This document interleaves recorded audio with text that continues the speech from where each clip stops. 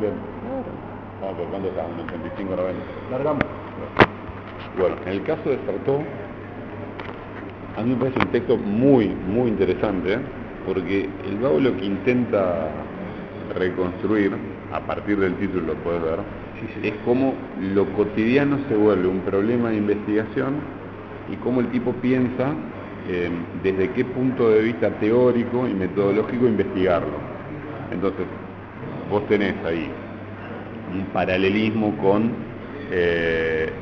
las discusiones que entabla respecto de la historia, y en este caso cómo entiende la construcción de la historia, como grandes procesos, como esa mirada lejana, a cómo la historia en realidad debería abocarse a los problemas de la cultura que tienen que ver con lo que uno hace diariamente sin reflexionar sobre lo que hace. Entonces, esto de lo cotidiano, ¿cómo estudiarlo? Bueno, por un lado, retoma de la teoría de la enunciación la consideración de los enunciados y o actos de habla, sin ser lo mismo, pero para que se entienda, para analogarlo al caminar. Entonces, así como la enunciación lo que supone es que el lenguaje se transforma en discurso cuando lo hablo, es decir, la puesta en acto, el caminar me permite a mí apropiarme del espacio en términos de una cultura que me es propia y soy parte de su construcción. Entonces, todo lo que trata de mostrar él es que ese espacio urbano que se piensa desde, por ejemplo, Foucault y el panoptismo, pero también desde otros autores del urbanismo, caso Le Corbusier, son miradas que no dan cuenta de estas pisadas que es el propio hacer de los sujetos al habitar en un espacio. Bueno, esa operación ya da cuenta de un desplazamiento epistemológico, teórico, como consecuencia de un objeto de estudio nuevo. Por otro lado, cuando tiene que tratar de distinguir las cuestiones, lo hace de una manera más bien literaria, y a veces eso no queda claro a la hora de posicionar dónde se ubica el autor y con quién le discute. Desde ese punto de vista, me parece que da cuenta de esos procesos de la cotidianeidad. Ahora, si nos vamos al capítulo del barrio, es interesante que esta apropiación del espacio en términos de la experiencia de quienes lo habitan y transitan al barrio, indistingue, o por lo menos traza una nueva manera de entender lo público y lo privado. Cuando dice, bueno, el barrio, desde ese punto de vista, es la extensión de la esfera de lo privado al espacio de lo público. ¿Por qué? Bueno, en lo conocido, de esto que hablábamos hace un rato del barrio, lo que sería el barrio para los estudiantes de cierta escuela, los límites del barrio no están dados tanto o no solo por la geografía, sino también por esa familiaridad que tengo cotidiana de habitarlo. Entonces, los límites de mi barrio son los límites, podríamos decir, hasta dónde llego caminando en chancletas y en short de baño con una remera para ir a hacer algo. Entonces, suponete, vas a Walmart así y está un poco difícil a lo que vivas enfrente. La gente lo hace cuando va al kiosco de la esquina a comprar cigarrillo o una cerveza. Bueno, esa idea de poner sobre el tapete la cultura en términos de lo cotidiano, la verdad que es muy respetable lo de eso. Y es interesante sobre todo que lo hace teniendo presente una analogía con una teoría de la enunciación que se pretende más bien objetivista, pero que busca la huella del sujeto en esa objetividad. Y no es exactamente lo mismo que haría un enfoque etnográfico, que directamente pasa a un enfoque subjetivista, donde no hay una puesta en acto de una estructura, sino lo que hay es gente que hace algo. Eso por el lado de Sartor. Por el lado de Van Dijk, fíjate, otra analogía, porque lo que hace Van Dijk es, a partir, podríamos decir, de Bourdieu, construye un modelo heurístico, un modelo teórico y heurístico quiere decir que es lo que te permite explicar algo, con dos teorías distintas. La teoría del actor red, de Bruno Latour, que es un antropólogo y un sociólogo de las ciencias raro, no convencional, y la teoría de la economía política. ¿Qué le permite? Bueno, si bien lo que se propone el autor es estudiar, es reconstruir este ecosistema de las plataformas a partir de desmontar las plataformas en tanto microsistemas sociotécnicos, necesita para ello de ver cómo interactúan las plataformas con los usuarios, y para eso sirve la teoría del actor red, pero también restituirle el componente de la economía política, es decir, las propiedades y las formas de gobierno que tiene cada plataforma, propiedades en el sentido de a quién pertenece, y para eso recurre a la economía política. Lo que dice es que este modelo heurístico, si bien le permite reconstruir esto que habíamos hablado, le faltaría la cuestión de pensar la cultura en términos de cultura de la conectividad, que es lo que ella propone. Entonces, donde nosotros vemos o donde nosotros pensamos que las tecnologías o las redes sociales son herramientas que permiten comunicarnos, ella lo que ve, a partir de este modelo heurístico, es, por un lado, que no son tecnologías, sino que son plataformas que habilitan distintas prácticas y sujetos o agentes que las utilizan y las modifican continuamente. En otras palabras, la teoría del actor red permite entender que hay una interacción entre los agentes o actores humanos y no humanos. Esto lo distingue de esta idea de considerar solamente como una herramienta dominada por el ser humano y completamente neutral, pero también es un paso más, me parece a mí, para entenderla no en el sentido marxista de una tecnología que resulta relaciones sociales, sino que, si bien resulta relaciones sociales, interviene en esas relaciones sociales porque da lugar a distintas prácticas. Bueno, esto con la teoría del actor red me parece que es un aporte muy novedoso. Lo que ocurre es que, si bien esto permite entender esta interacción entre actores humanos y no humanos, la economía política lo que va a sumarle es que eso está imbricado en un sistema de relaciones de poder donde algunos se benefician y otros no. Algunos se benefician, ¿de qué manera? Lo que muestra la autora es que existen protocolos de gobierno de las plataformas, maneras de controlar la cantidad de datos y metadatos, algoritmos, y entonces uno, o mejor dicho, la autora reconstruye ese ecosistema de plataformas donde no solamente los agentes utilizan las plataformas, sino que las plataformas se interactúan con ellas en función de lo que el usuario hace. Y por lo tanto, con el usuario inventando nuevas prácticas a partir de eso, le da lugar a que las plataformas tengan que reinvertirse en función de no solamente la práctica del usuario, sino también las relaciones de poder o económico-políticas de acuerdo a los intereses a que sirven. Para Van Dijk, ¿hay una ingenuidad entonces del usuario?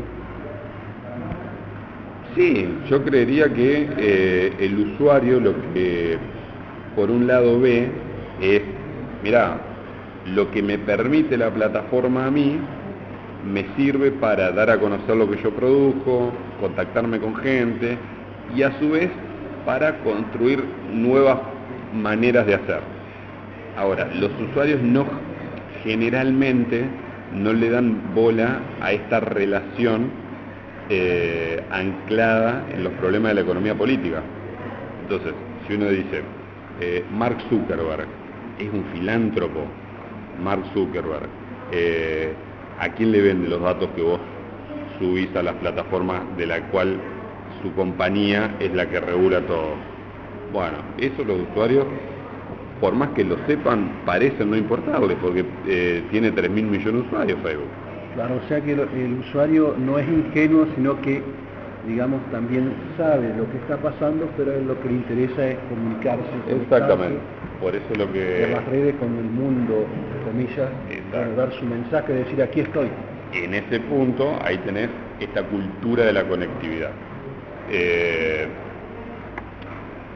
Entonces, si bien los usuarios, como estábamos diciendo, dicen, che, mirá, Zuckerberg parece ser un hijo de puta que le vende los datos de Facebook a las empresas o a los partidos políticos, a mí esto me permite dar a conocer lo que hago o contactarme con gente que tengo en otro lado o lo que fuese. Ese deseo de comunicarse del usuario y decir aquí estoy puede ser enganchado con el texto de Paula Sicilia cuando habla sobre la demostración del yo. Sí, pero ahí hay un par de diferencias. La primera, el texto de Sicilia es más actual, o sea, conocen que se fueron transformando esta plataforma. Eso es uno. Dos, da datos, brinda datos, vamos a decirlo, científicos. La autora es Bandí, se preocupa por dar números que dan cuenta tanto de la brecha tecnológica como de la cantidad de usuarios, como de la cantidad de datos que se procesan, de los algoritmos, etc. Y otra, su modelo teórico incluye esta teoría del actor red que no está en Sicilia, Sicilia, el texto de Sicilia, que es de 8 o 9 años antes. Un ensayo, incluso lo reconoce como ensayo.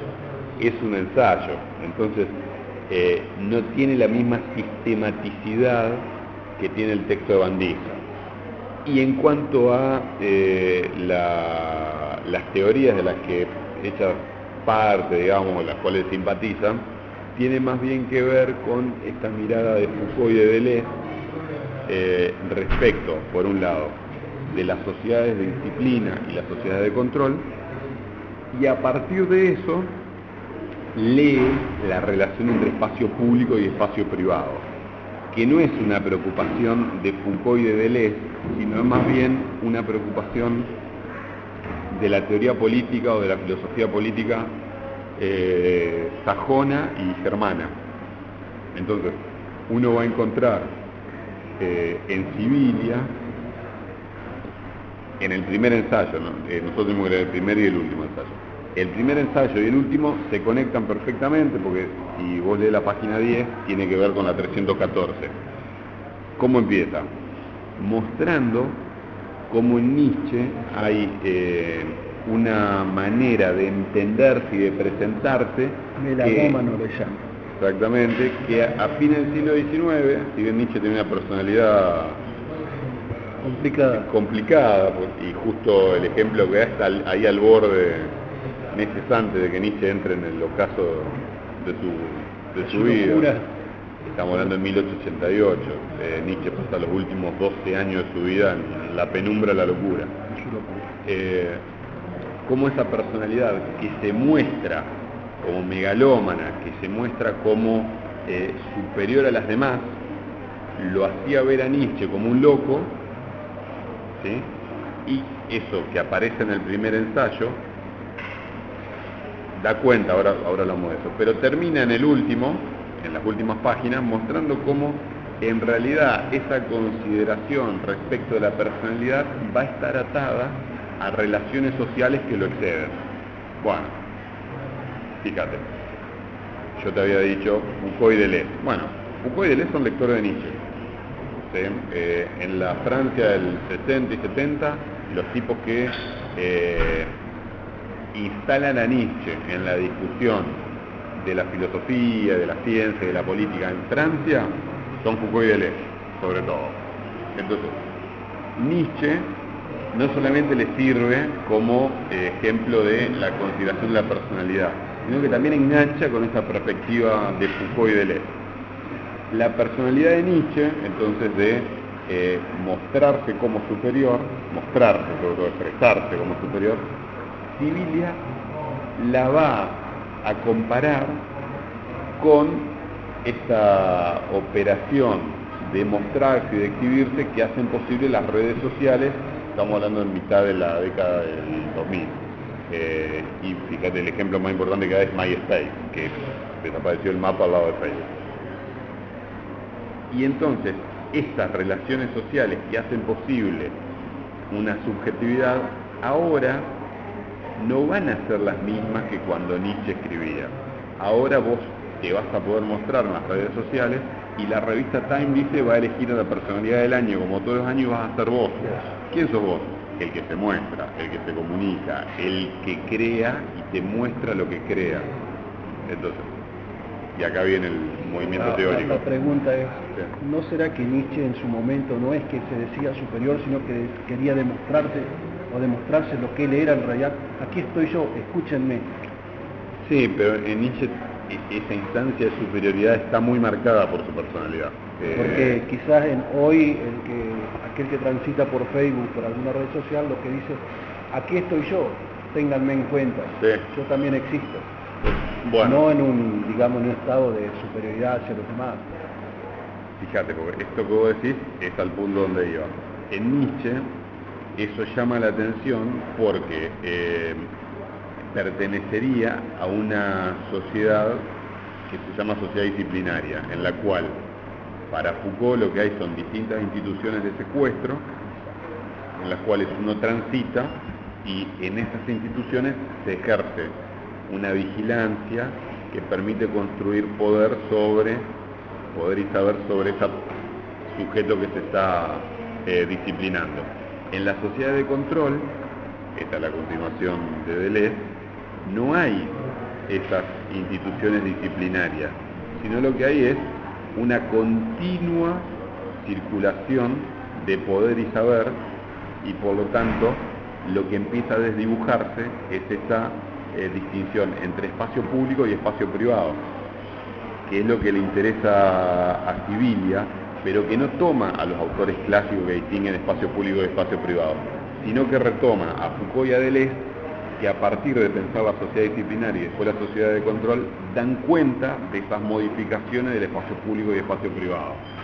Bueno, eso es interesante, porque entonces lo que Sibilia va a tomar es que se desdibuja esa frontera entre espacio público y espacio privado y se habilita esta exhibición de la intimidad, ¿sí?, que ella va a llamar extimidad, es decir, lo íntimo expuesto, término que ella no dice pero que proviene del psicoanálisis lacaniano, y ahí entonces se nota cómo el capitalismo, que participa por supuesto en esta sociedad disciplinaria, en esta sociedad de control, organizando la disposición de las subjetividades, va a captar esta creatividad expuesta en las redes sociales de una manera tal que va a instrumentalizar en beneficio de la producción de mercancías.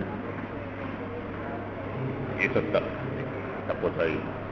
En el ensayo que sigue, lo que va a hacer Sibilia es mostrar, bueno, mirá, esta sociedad del espectáculo de Debord, que también la pensó en la década del 60, donde decía todo lo que se ve se vuelve mercancía. Entonces, si lo que vos estás mostrando es tu yo también se vuelve mercancía. Y lo que vos mostrás que hace tu yo, tu creatividad también se vuelve mercancía. Entonces, este tipo de sociedad, la disciplinaria, que ha dado lugar a una sociedad de control que Deleuze no siguió pensando porque se murió en el 94, en el 95, Sibilia lo piensa en relación a lo que Deleuze dejó escrito, que es estos circuitos de comunicación interminables y por lo tanto la idea de pensar burbujas o vacuolas de no comunicación o de incomunicación. Sibilia ve como eso en realidad cada vez es más difícil porque las redes sociales, en términos de estos medios de comunicación novedosos que son las computadoras interconectadas en red y la producción de un mundo digital, se han vuelto un medio de comunicación que barre con todos los demás y una forma diferente de entender la comunicación, sirve para invadir, indistinguir lo público y lo privado, pero al mismo tiempo esa indistinción viene a cuento de, mirá, te democratiza el uso, te permite a vos mostrar lo que haces, pero siempre tratando de captar lo distintivo de los miles y millones de usuarios que lo usan para transformarlo en una mercancía novedosa. Entonces, por un lado, hay esta captación de lo novedoso para transformar una mercancía y al mismo tiempo hay una producción de pelotudeces que se descartan como basura, porque en realidad lo que el capitalismo busca, o las relaciones sociales capitalistas buscan, es algo novedoso para vender. Y en ese punto es que Nietzsche hoy no sería pensado como un loco de mierda o como un megalómano, sino mirá los buenos libros que escribe Nietzsche. Es más, Nietzsche decía, yo que escribo tan buenos libros, y todos pensaban que era un tarado. Y hoy sería al revés. Hoy sería un genio, Nietzsche. Hoy sería un gurú de la comunicación. Autoproclamarse genio, que es lo que realmente la gente está esperando. Porque en la red social vos te autoproclamás quién sos, sí, y es lo que el otro está esperando para conocerte. Pero con la condición de ser algo innovador. En el caso de Nietzsche, diríamos que dejaría de ser un loco porque las teorías nietzscheanas, por decirlo alguna, que no serían teorías, pero los escritos nietzscheanos rompían con muchas de las interpretaciones canónicas. Bueno, ahí el capitalismo dice, mira, qué bueno, vamos a venderlo. Hay una disyuntiva por ahí en Sevilla cuando se otorgan los premios, como vos hablabas. Hoy el ganador es usted. Hoy la figura no es fulano ni perengano, sino que es usted. Ahí la disyuntiva entre Sevilla es que o usted, nosotros todos somos genios, o esto está en una decadencia. ¿Cuál sería la postura más acertada? Es una tensión, porque Sevilla dice que por un lado, para vos entender que el capitalismo capta la creatividad, tenés siempre que considerar que hay una instancia de democratización del acceso a las plataformas o a los medios digitales que permite que todo el mundo produzca algo, animar a que produzcan algo, pero de ese algo el capitalismo toma lo que puede transformar una mercancía que sirva para vender, lo innovador. Después hay un conjunto de taradeces que la gente publica. Sí, por ahí habla de publicidades, incluso que toma un par de chicas que tienen una red social o una página, y los tipos la chupan y dicen, ustedes a partir de hoy promocionan estos productos nuestros. Fíjate que en Sevilla eso está, claro. Pero está mucho más desarrollado en Van Dijk porque lo que hace Van Dijk es mostrar cómo los datos y metadatos que se ingresan y se construyen en las plataformas sirven para que los dueños de las plataformas puedan pensar propaganda, ¿sí? De acuerdo a los perfiles de usuario y ofrecerte el producto. Exacto. Entonces, el otro día le comentaba esto a una alumna en la escuela y dice, ¡ay, sí! ¿En serio? Porque yo cada vez que entro a buscar algo me ofrecen bolsos. Lo que yo me gusta. Digo, ¿y nunca pensaste cómo eso era posible? En Sevilla aparece como una noción de ingenuidad en Sevilla, no sé si ingenuidad, pero lo que sí hay una apuesta por la decisión. Lo ve, y lo dice en la última, retomando a Deleuze incluso, lo dice en la última parte del texto. Dice, bueno, este es el panorama actual, queda en nosotros decidir de qué manera nos comunicamos. Ella se bien llama a desnaturalizar las prácticas comunicativas que se constituyen en estas sociedades. No dice que todo es una cagada, sino bien dice, bueno, decidamos cómo la usamos. Incluso más, yo creo que Sevilla y Van Dijk coinciden en que ambas reconocen que hay capitalismo, que hay intereses. Lo que yo no tengo muy en claro, tal vez sí, es que Sevilla por ahí puede creer que, digamos, el actor a veces no se da cuenta de que el capitalismo lo está utilizando. Bueno, en Sevilla, sí, me parece que está está de acuerdo a la época, porque está el texto de 2006, 2007, 2008, por ahí, cuando Facebook y las demás redes todavía no habían estallado de la manera que estallaron después, pese a que ya había un uso que se había incrementado, no estaba tan claro, o si estaba tan claro todavía era algo novedoso. Entonces en Sevilla hay una apuesta por mostrar las nuevas prácticas comunicativas, ¿sí? Y quizás está mencionado lo del capitalismo, pero no está puesto tan en el corazón del modelo teórico como sí lo está en el texto de Van Dijk, antes que me olvide. Lo que permite pensar Sibilia, también en Van Dijk, pero en Sibilia, es que estas nuevas prácticas que dan lugar a nuevas maneras de entender las subjetividades siempre están en relación o supeditadas a relaciones sociales que las exceden. Entonces, si uno, esta analogía de Bourdieu sirve, no hay que comparar aquello que es parecido en apariencia, como dice la misma palabra, sino sistemas de relaciones objetivas.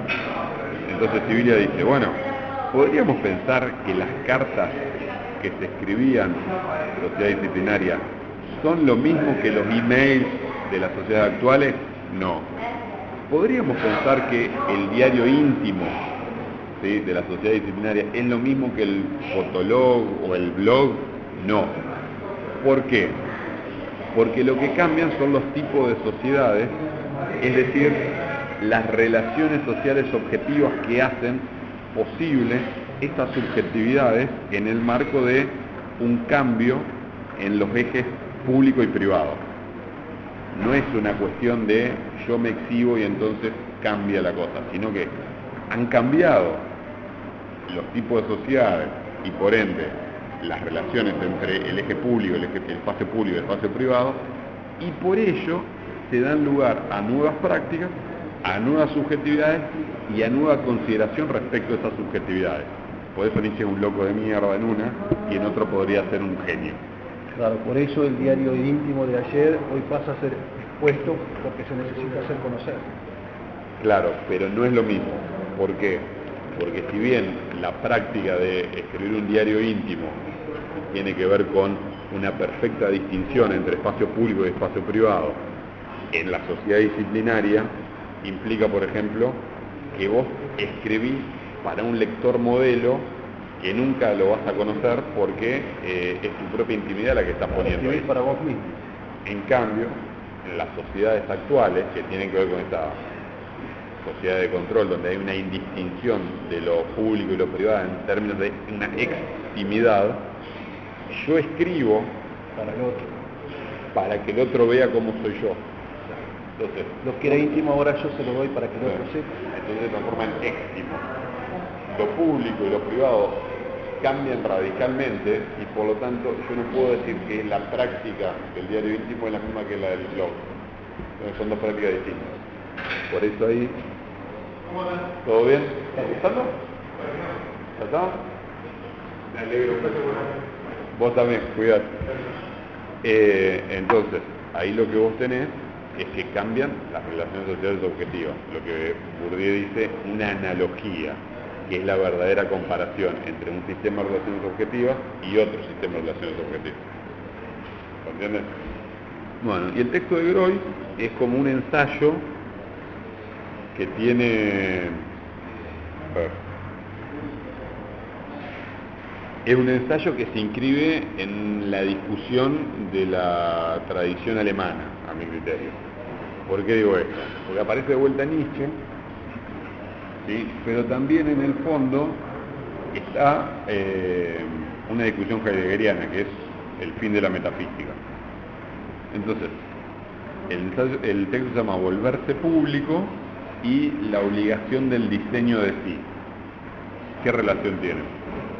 Dice Groy, se viene pensando el diseño de una manera, pero en realidad deberíamos poner el foco en esta operación que supone la muerte de Dios, que Nietzsche proclama en el texto Aurora, ¿no? ¿Sí? La muerte de Dios. No, el loco. Pero la muerte de Dios significa en este caso que cambia, digamos, la noción de que se termina la religión. No. Y viene a ser el Dios de la razón. No, porque en la modernidad lo que hace es entronizar a la razón como si fuera Dios. Entonces, que esto lo denuncia Nietzsche. Lo que dice Groy es que Pero cuando Nietzsche proclama la muerte de Dios, ¿a qué Dios se refiere? ¿Al Dios, al metafísico o a la razón? A las dos. Como Dios. A las dos. Porque, a ver, en Nietzsche hay una guerra explícita contra la religión, ¿sí? Sobre todo contra la religión cristiana, más que contra la religión. Porque por la sumisión, por todas exacto, esas cuestiones que tienen que ver con lo sí. que él dice que son factores, digamos, Nietzsche dice que del hombre que tenés que sublevarte, poner pasión y... exactamente. En Nietzsche la definición del cristianismo es todo lo que se arrastra por el suelo. Entonces, una moral cristiana es propia de los últimos hombres, los que no pueden crear nada, los que obedecen al pastor, los tipos que ya no les queda vida en el sentido de una creatividad exacerbada. Entonces, acá Groys no solamente retoma Nietzsche, sino que retoma la lectura de Heidegger sobre Nietzsche, con alguna modificación. La muerte de Dios lo que supone es que la relación del hombre con Dios se modifica de tal manera que el hombre ya no modifica su alma para ser presentada ante Dios, sino que modifica su alma a partir de autodiseñarse para presentarse ante otros. Y ahí lo que hace crack, lo que estalla, es la distinción metafísica entre ser y parecer, entre esencia y presencia, por decirlo brutalmente. Ya no hay un mundo de las ideas, sino lo que hay es pura realidad. Entonces, esta realidad implica que la persona, el hombre, ya no deba pensar en purificar su alma, en tener una...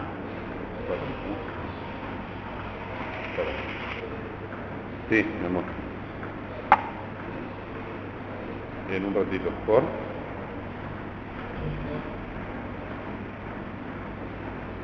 Ajá. Ajá.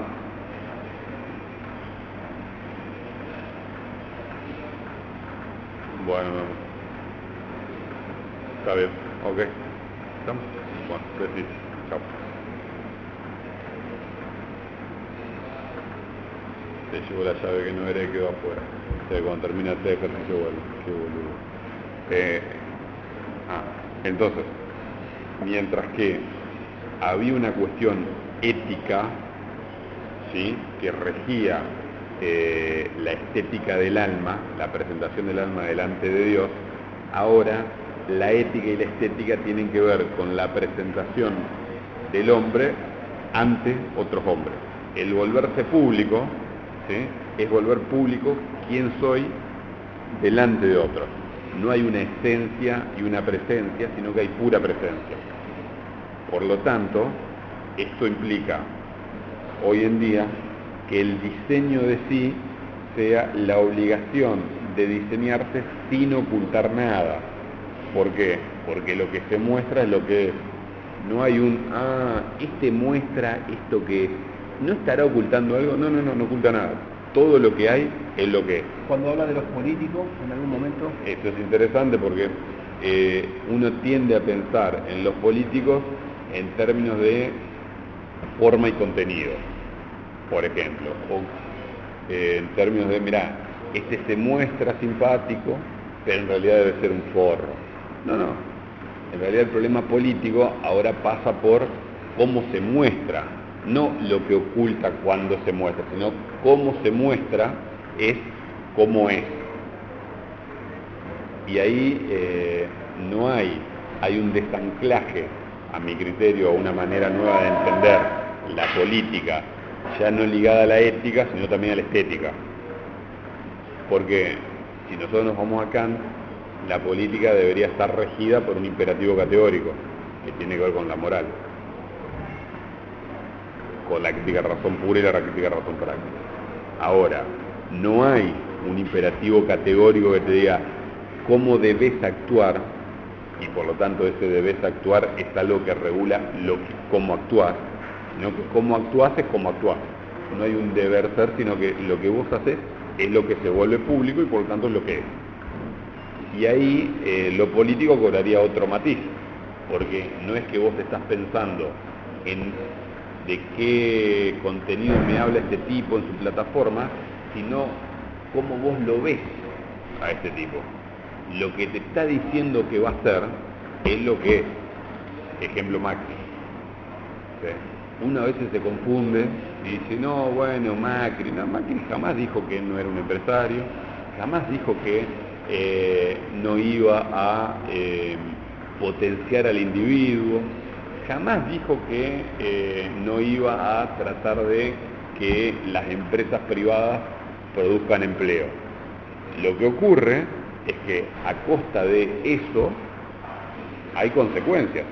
Quizás no te dijo las consecuencias, pero es una cuestión de que no es que las oculta, sino que apostando a la empresa privada, al empleo privado, al individuo, lo que empieza a desarticularse es toda una manera de entender la política en términos de construyamos desde el Estado, sin abolir el capitalismo, pero construyamos desde el Estado maneras de que la gente pueda conseguir empleo en el mismo Estado o ayuda del Estado para gestionar forma de creatividad, lo que fuese.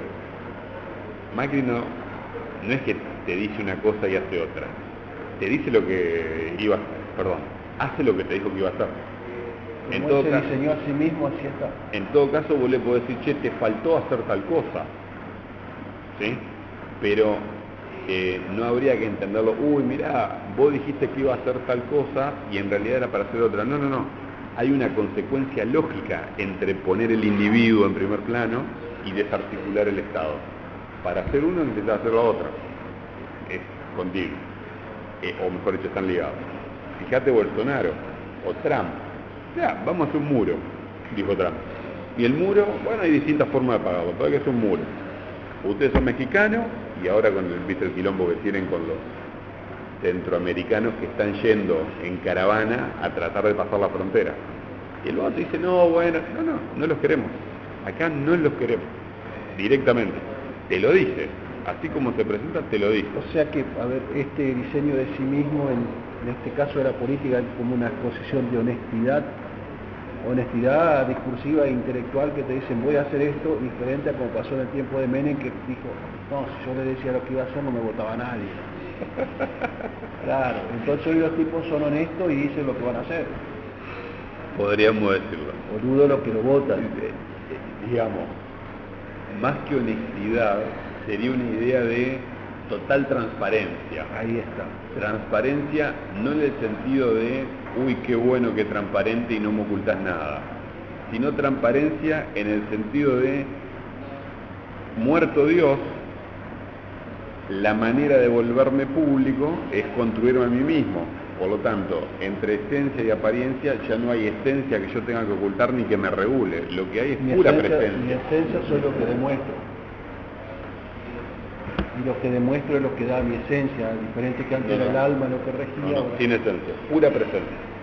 Entonces, lo público tiene que ver con la pura presencia, no es algo que vos te guardes. Así es.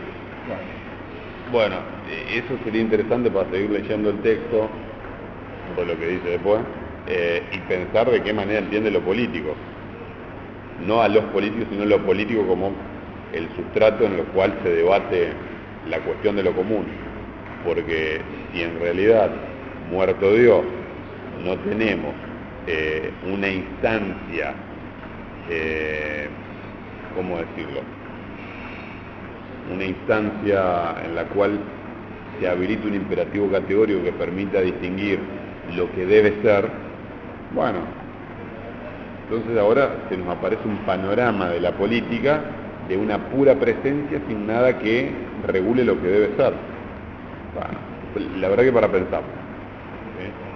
Entonces, esta manera de entender el diseño de sí, que está vinculada a estas tecnologías que exacerban la presencia y el mostrarse, en Groys está anclada, a mi criterio, a una discusión que viene de la tradición filosófica alemana que es también una discusión de la metafísica, donde entronca con Kant, con Nietzsche, con Hegel, con mismo Heidegger. Ahí se inscribe Groys. Sí, para finalizar esto, algunas cuestiones esenciales que vos te parezca que vale la pena mencionar en Van Dijk, en Sibilia, en Groys, en Desertó. Y a mí lo que me llama mucho la atención es en Sibilia cómo construye esta teoría, este modelo heurístico. La verdad que está muy bueno porque no solamente la teoría, sino que te permite establecer 3 ejes, viste que dibuja un diagrama de 6 esferas que se interrelacionan, para entender a las plataformas en términos sociotécnicos y vinculadas entre sí. Eso, la verdad que a mí me abrió mucho la cabeza. Si bien uno está acostumbrado a sospechar, me parece muy original. En Sibilia... Esto que me dijiste en Van Dijk. En Sibilia...